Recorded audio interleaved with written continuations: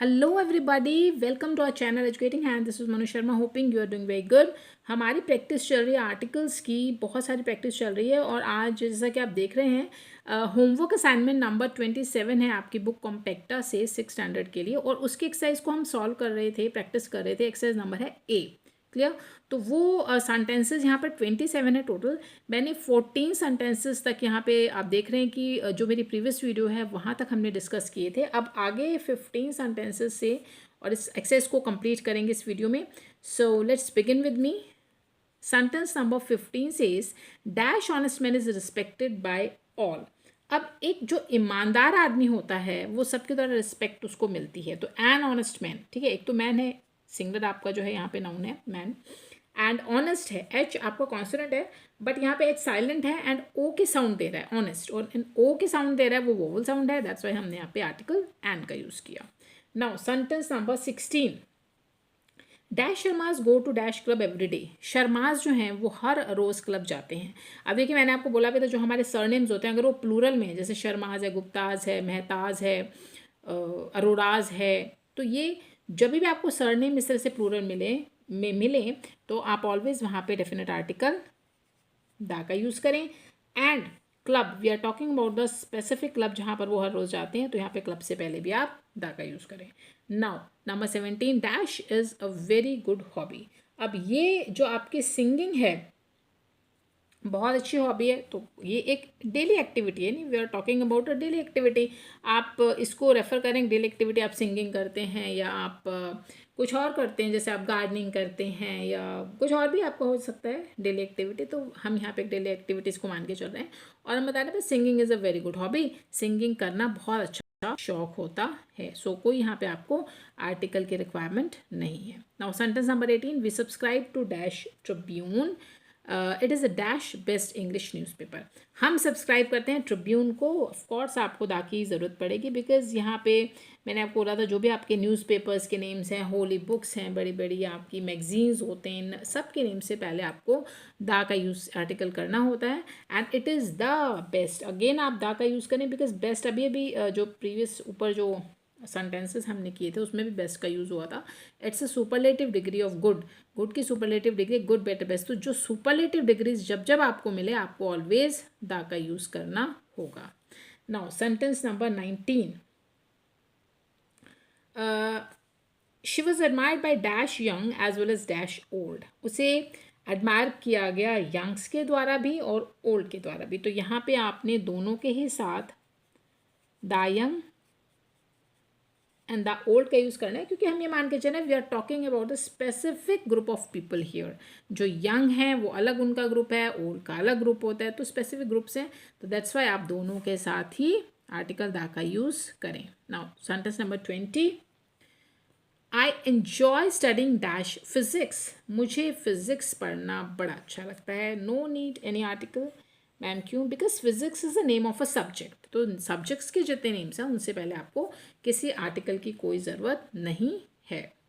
Now India and United kingdom have signed an agreement. India और United kingdom ने एक agreement को sign किया है। अब देखिए यूनाइटेड किंगडम जो है नेम है आपका जो इस तरीके से अलग अलग उनसे मिलकर बने हैं, जैसे यूनाइटेड किंगडम है आपका और भी बहुत सारी कंट्रीज़ हैं, तो उनसे उनके नेम से पहले भी आप दा का यूज़ करें। ठीक है, चलिए number 22, he asked me not to lose heart. उसने मुझे कहा कि आप दिल छोटा ना करें।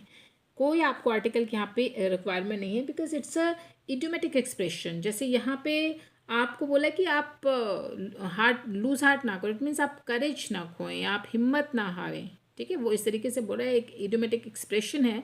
तो बस वो बोला आप दिल छोटा मत करो यार, कोई दिक्कत नहीं, हो जाएगा। तो it's a idiomatic expression, that's why no article is needed here. Now 23, ancient Egyptian worship dash nature.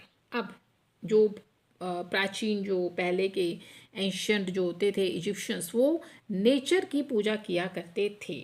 तो यहाँ पे हम कोई आर्टिकल यूज़ नहीं करेंगे क्योंकि एक जनरल सेंस में बोला गया, कोई ऐसे स्पेसिफिक नेचर नहीं है। नेचर को सब जानते हैं, पूरी एक नेचर है, पूरा ब्रह्मांड है हमारा, तो सब कुछ हमें नेचर से मिला है। तो यहाँ पे उनका ये था कि वो उसको पूजा करते थे नेचर को, तो कोई ऐसी विशेष बात नहीं है, सबको पता है। तो इसलिए आपको यहाँ पे किसी आर्टिकल की जनरल सेंस में बोल रहे हैं, दैट्स वाई आपको यहाँ पे नो आर्टिकल का यूज़ करना है। Now sentence number 24, he owns dash hotel in midtown. उसका मिड टाउन में एक होटल है, तो अ होटल आप यहाँ पे यूज़ करें, एच ए कॉन्सोनेंट है। बस एक जनरल सेंस में आप बात कर रहे हैं कि एक मिड टाउन में होटल है। अब ये कोई भी होटल हो सकता है, यहाँ पे किसी होटल का नेम वगैरह कुछ नहीं है, तो it can be any hotel, कोई भी होटल हो सकता है जो उसका मिड टाउन में है, तो आप यहाँ पे अ का यूज़ करें। Now sentence number 25, she is dash Indian national. वो एक इंडियन नेशनल है, वह एक इंडियन नेशनल आई है, वॉवल है, दैट्स वाई एन का यूज़ करें कि वह एक इंडियन नेशनल है। Now 26, dash one eyed monster lived in dash cave in dash jungle. अब एक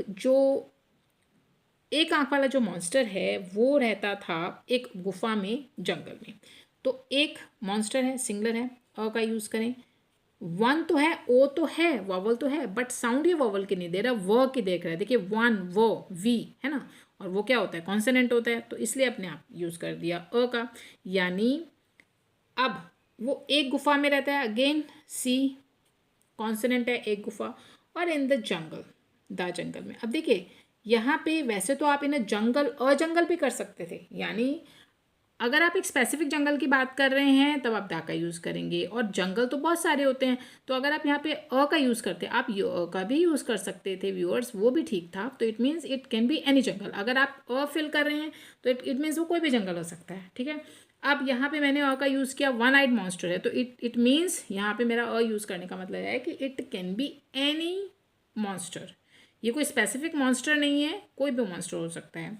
और जो गुफा है, केव, उसके साथ भी अ को यूज़ करने का यही पर्पज है कि इट कैन बी एनी केव, कोई भी या केव है। यहाँ पे हमें इस सेंटेंस को रीड करके ये नहीं लग रहा कि कोई स्पेसिफिक मॉन्स्टर है या कोई स्पेसिफिक केव है। जंगल भी हम लगा रहे हैं स्पेसिफिक जंगल सोच के, बट क्योंकि ऐसा कुछ कहा नहीं गया है तो आप यहाँ पे अ का भी यूज़ कर सकते हैं, that will be also okay. Now last sentence of the exercise A 27, Mike was wearing dash orange T shirt and dash blue trousers. अब यहाँ पे माइक ने पहना हुआ था एक ऑरेंज टी शर्ट और एक ब्लू ट्राउजर। अब एन ऑरेंज करेंगे, ठीक है, सिंगलर आपका यहाँ पे नाउन है, ऑरेंज टी शर्ट है एंड ऑरेंज है, ओ है, वॉवल की साउंड दे रहा है, तो आपने एन का यूज़ कर दिया। एंड यहाँ पे आपको कोई आर्टिकल की ज़रूरत नहीं है। ब्लू ट्राउजर्स हैं, देखिए प्लूरल में है, ट्राउजर्स आपके ऑलवेज प्लूरल में यूज़ होते हैं, तो आप और एन तो आप सिंगल नाउन्स के साथ यूज़ करते हैं। और आपका जो कोई स्पेसिफिक ऐसा ट्राउज़र नहीं, नॉर्मल आप बात कर रहे हैं कि माइक ने ऑरेंज टी शर्ट और ब्लू ट्राउज़र पहना होता है, तो it's a normal general sense में आप बात करें, तो इसलिए आपको धाके भी यूज़ करने की कोई ज़रूरत नहीं है। तो इट मीन्स यहाँ पे कोई आर्टिकल आपको यूज़ नहीं करना है। तो ये थी आपकी exercise number A from your homework assignment number 27, आपकी बुक है कॉम्पैक्टा। कोई क्वेरीज होता है मुझे कमेंट्स में पूछिए, आई होप आपको क्लियर हो गया होगा। एंड मेरा स्टाइल ऑफ टीचिंग आपको कैसा लग रहा है, प्लीज़ कमेंट्स में मुझे ये भी बताइए। लाइक शेयर ज़रूर करें और सब्सक्राइब करें अपने चैनल एजुकेटिंग हैंड को, मुझे मोटिवेट करने के लिए टू गेट मोर वीडियोज़। सो मिलते हैं अपनी अगली वीडियो में, टिल देन गुड बाय।